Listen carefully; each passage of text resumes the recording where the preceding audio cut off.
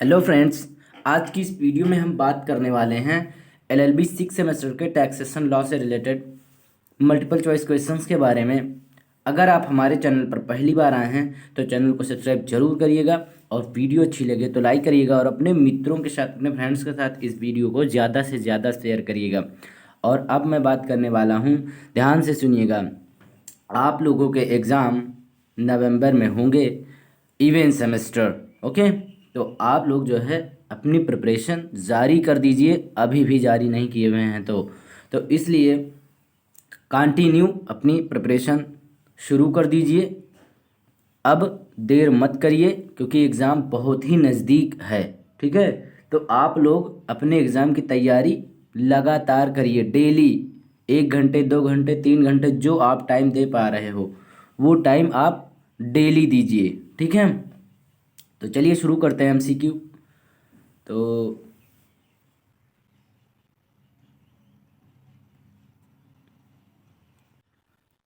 Video में हमारे साथ अंत तक बने रहिएगा, सारे क्वेश्चंस देखिए। ठीक है, आप लोग केवल एक क्वेश्चन, दो क्वेश्चन देख के बस वीडियो बंद कर देते हो।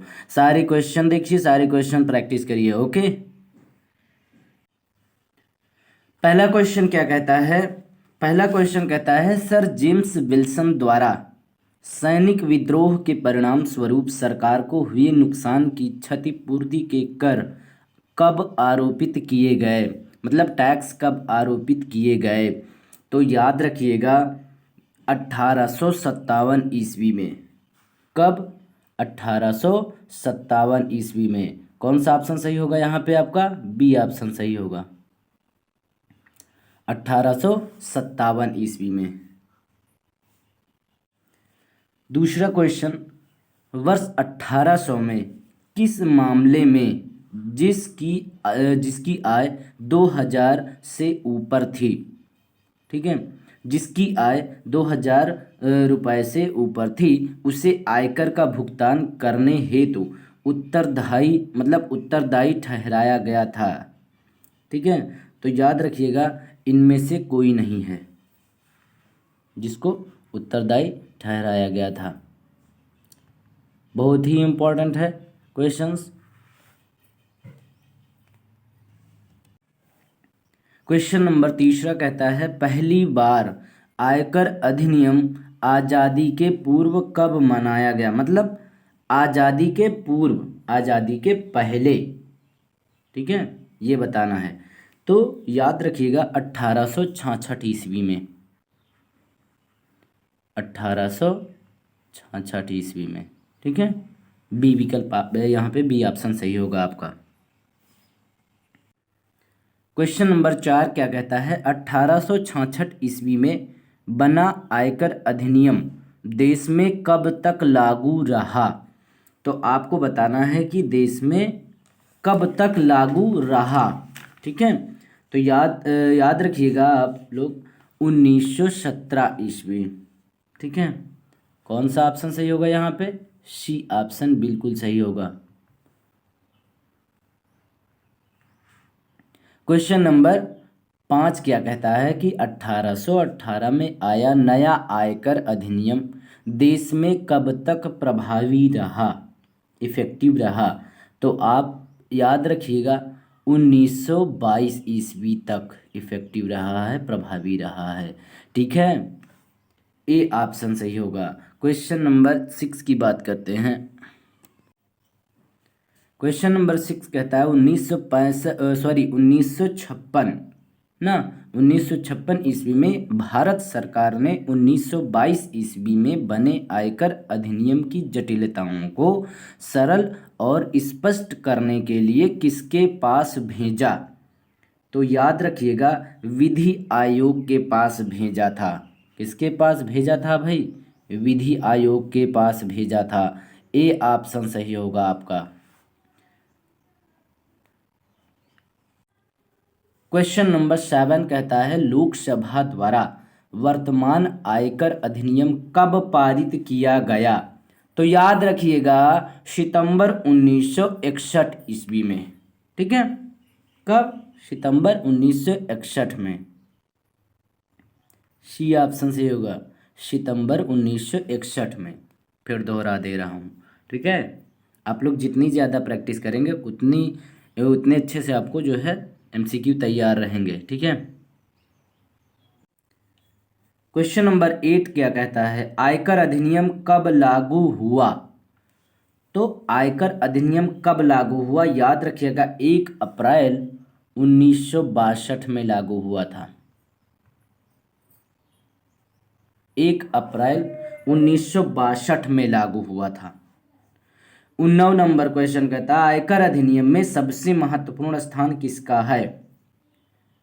तो याद रखिएगा आय का है, मतलब इनकम का। ठीक है, इनकम टैक्स अधिनियम में, मतलब इनकम टैक्स एक्ट में सबसे महत्वपूर्ण स्थान किसका है? तो आय का है, इनकम का है। ठीक है, ए ऑप्शन सही होगा। क्वेश्चन नंबर 10 क्या कहता है कि आयकर अधिनियम 1961 की धारा 224 के अनुसार आय शब्द की परिभाषा में निम्नलिखित में किसको शामिल नहीं माना गया है? तो याद रखिएगा इनमें से कोई नहीं है। ये जो ऑप्शन दिए गए हैं इनमें से कोई नहीं है भैया, यहाँ पे आपका डी ऑप्शन सही हो जाएगा। क्वेश्चन नंबर 11 क्या कहता है कि आकस्मिक आय पर कितने प्रतिशत की दर से आयकर चुकाना होता है? तो याद रखना है आपको कितने प्रतिशत दर पर आयकर चुकाना होता है। तो याद रखिएगा 30%, मतलब 30%। ठीक है, सी ऑप्शन सही होगा आपका। क्वेश्चन नंबर 12 क्या कहता है? क्वेश्चन नंबर 12 कहता है करदाता की सकल आय निकालने के कितने शीर्षक होते हैं? शीर्षक आपको बताने हैं, तो याद रखिएगा 5 शीर्षक होते हैं। ठीक है, ए ऑप्शन सही होगा। क्वेश्चन नंबर 13 कहता है कि वर्तमान आयकर अधिनियम को किस नाम से जाना जाता है? तो याद रखिएगा आयकर अधिनियम 1961।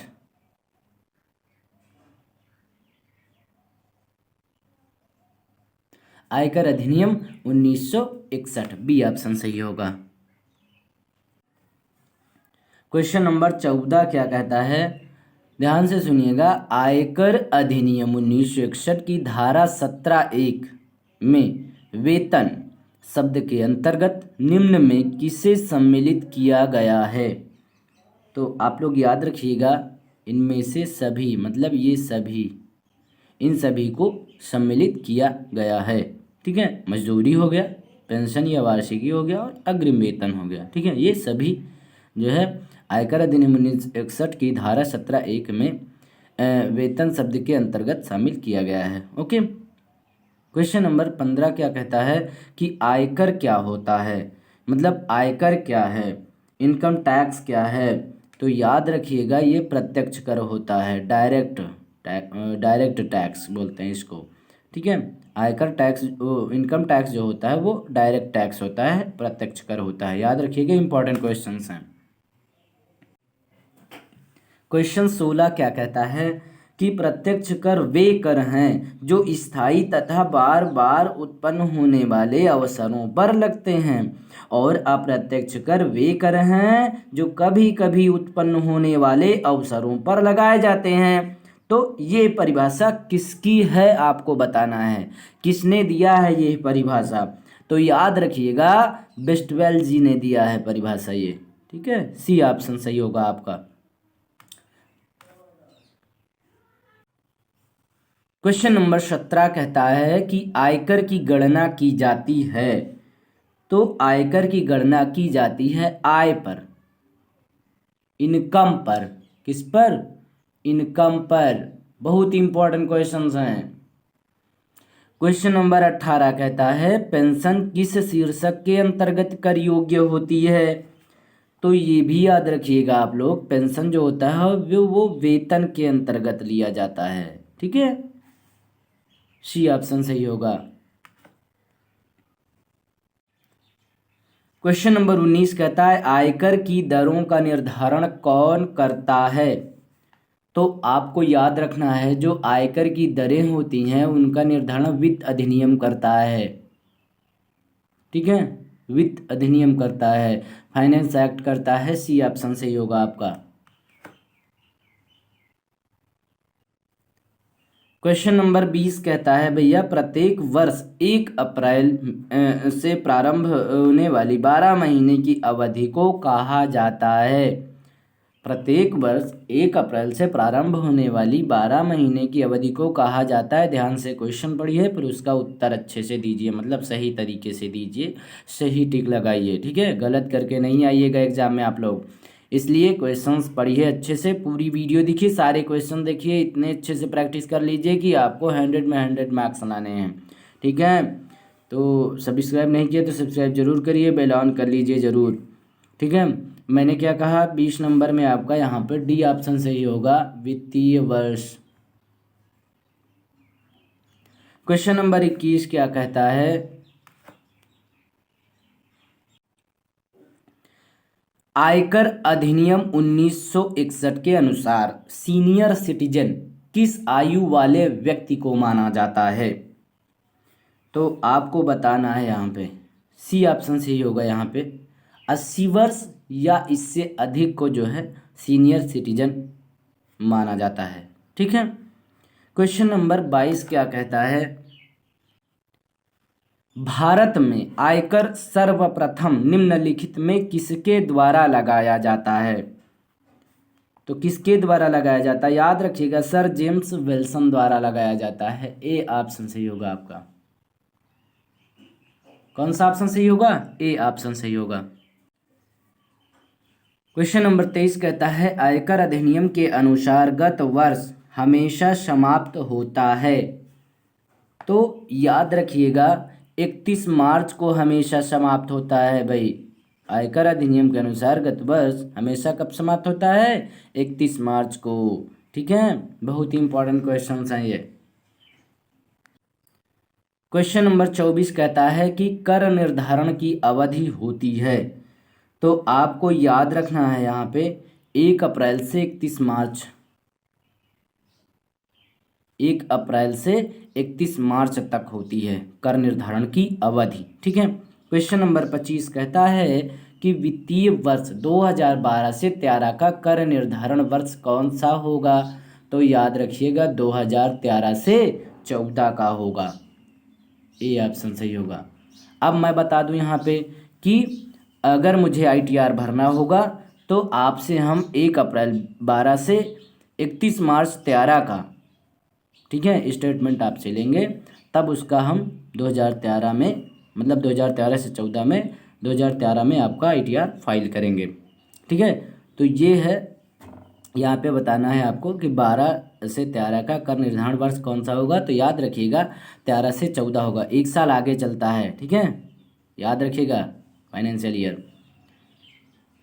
तो आई होप कि आपको वीडियो पसंद आई होगी। आप लोग वीडियो को शेयर करिए, ज़्यादा से ज़्यादा अपने फ्रेंड्स के साथ शेयर करिए, ठीक है। आप लोग शेयर नहीं करते हो, आप लोग ज़्यादा से ज़्यादा वीडियो को शेयर करिए। जैसे आप एग्ज़ाम की तैयारी कर रहे हो, वैसे आपके फ्रेंड्स लोग भी एग्ज़ाम की तैयारी कर रहे हैं। तो आप अकेले आगे मत बढ़िए, आप अपने मित्रों को साथ लेकर आगे बढ़िए, ठीक है।